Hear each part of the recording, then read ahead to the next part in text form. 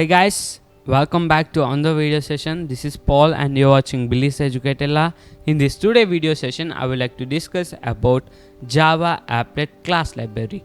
In my previous video, I discussed some of the class libraries. In this video session, I would like to discuss about Java Applet class library.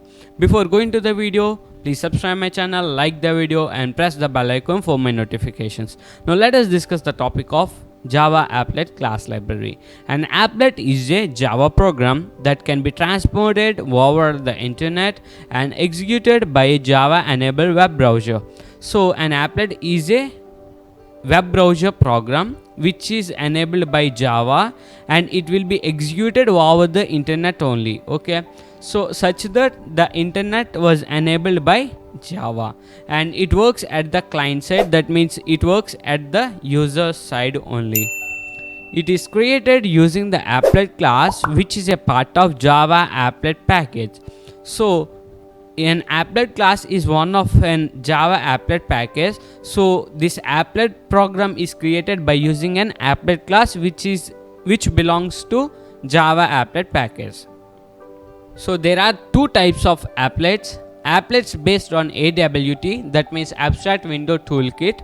So by extending its applet class by using an AWT, and the second applet by using Swing package by extending its JApplet class. So here we are extending applet class in AWT toolkit, while in here we are extending JApplet class by using the Swing package. So an applet is created by using two types, one is AWT and the second one is Swing package.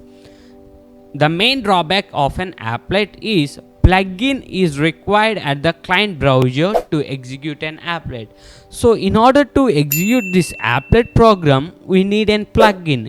A plugin is nothing but a program which enables the user to run the given program at the web browser. So in order to execute the given applet, it must require a plugin. Plugin means it will run the given program in the web browser. Now let us discuss about the hierarchy of an applet. So how the applet gets inherited, here we will discuss. So actually a JApplet is inherited by the class of an applet, and applet is inherited by using a panel class, and a panel is inherited by a container, and a container is inherited by using a component, and a component gets inherited by using an object. So here object belongs to java.lang.object package, while the component belongs to AWT component package, while the container also belongs to AWT dot container package. So here the panel also belongs to AWT dot panel package, and applet belongs to java dot applet package, that means java dot applet dot this applet, and JApplet belongs to java x package. So in the previous slide I discussed two types of applets. One is AWT package and another one is by using a Swing package, that means java x dot Swing package. So JApplet is nothing but a Swing package component.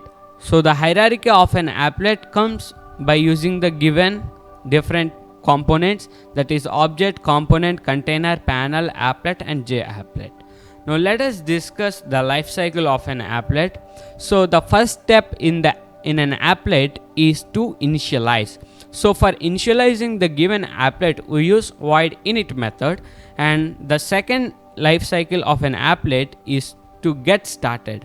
So when we created an init method, after that it must be started. So a start method enables us to start given method, and the painted method used to paint the given applet, that means the entire graphics of that applet is provided here.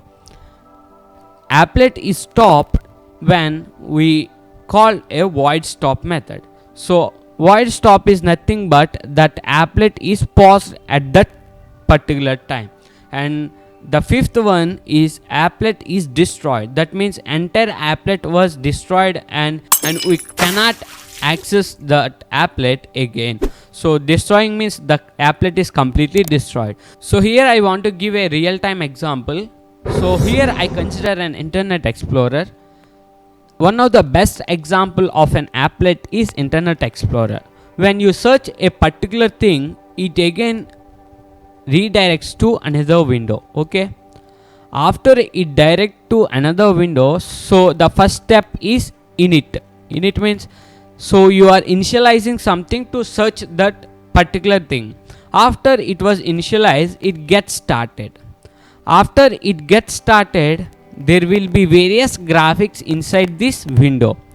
After that, if you want to search another thing, you will minimize this and you will search another thing. So the minimization is nothing but the stop method. After that, you didn't want this window, so you want to close it. So this shows that destroy method. So initializing is nothing but you are searching a particular thing. A start method means that particular thing is searched and various graphics are applied to that window.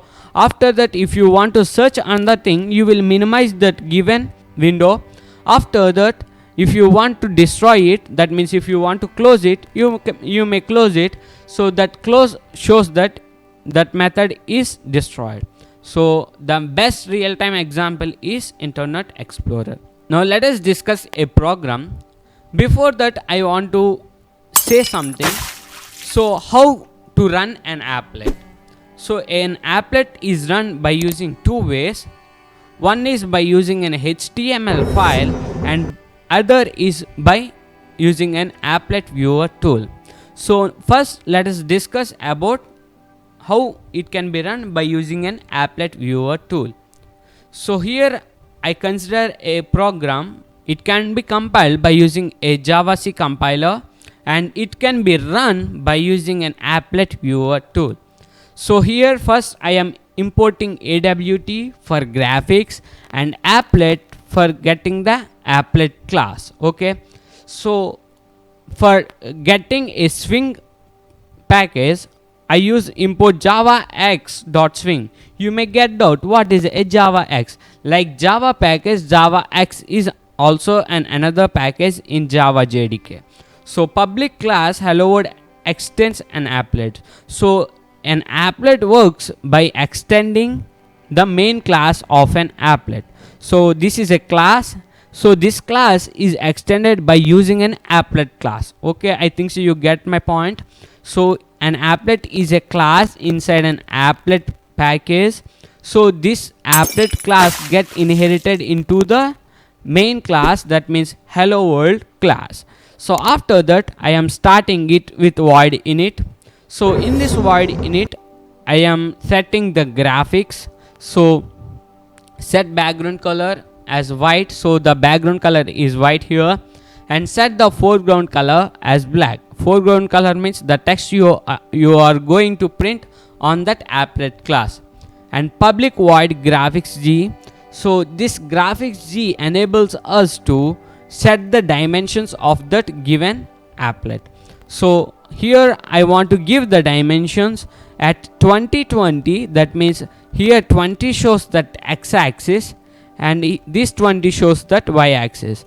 So at x-axis 20 and y-axis 20, hello world is printed in that applet. Okay, I think so you get my point. So after compiling it, if you didn't have any errors, so let us run it. How it can be run? So it can be run by using an applet viewer tool. So the syntax for it is applet viewer. What is the class name? Hello world dot java. So this enables us to run the given program, and similarly javac hello world dot java enables us to compile the given program. So javac hello world.java enables us to compile, and applet viewer hello world.java enables us to run the given program. After running that, you will get this interface, which is an applet interface. So now let us discuss how it can be compiled by it can be run by using an HTML file. So by using an HTML file, here I created a code. So this applet code is equals to hello world. So hello world is nothing but the implementation of the Java program in our Java interface. So in that previous program, we developed a program by using a class named as hello world. So this hello world is printed in a applet of width 300 and height as 300. So you will get an interface with 300 and 300 of height and width. So in this interface you will get hello world. So this get redirected into the previous Java program that is compiled. So already that program is compiled, but here this HTML file is compiled by this HTML file is run by using a web browser. So when you double click this file, the file again redirects to this interface and shows that output as hello world. I think so you understood it. Now let us discuss some advantages of an applet. So it works at the client side, so less response time. So as it is working at the client side, it takes a less time to compile and less time to run. So the main advantage is that it will give an output in the less time, and it is secured. It can be executed by the browsers running under many platforms including Linux, Windows, Mac OS. So this applet can be executed by using various platforms like Linux, Windows and Mac OS. So at present we are not using any of the applets because there are some threats in the applets. I think so you understood it about the concept of applet package. If you have any doubts, comment below and like the video and press the bell icon for my notifications. Thank you everyone.